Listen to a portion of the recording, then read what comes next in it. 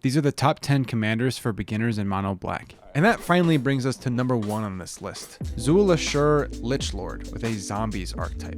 Zul is very good at utilizing the graveyard to generate value. This is something I just talked about with Lord Skitter and is a very powerful weapon. It's good for beginners for several reasons. It's a 2-mana commander, so you can play it really early. You can play big zombies in this deck because if they get stuck in the graveyard, that's no problem. You play big zombies in this deck that try to stay on the battlefield, as opposed to Gisa Ghoulcaller that I spoke about at the very beginning. She has Ward, so it disincentivizes your opponents from removing her. She utilizes the graveyard, which I think is a mechanic that beginners should get used to as early as possible. And she's very simple. If you take out the rules text on Ward, she only has 4 lines of text. And those 4 lines are very, very, very simple. That's something I really tried to prioritize across this whole list, is simplistic commanders. A few cards you might like if you're thinking about building a zombie deck are Death Baron, Zombie Apocalypse, and Tomb Tyrant. Zombie Apocalypse can be very bad in Gisa Ghoulcaller because you're also removing her. In Zul Ashur, Zul is a zombie, so Zombie Apocalypse doesn't kill her. You should play this deck if you like zombies,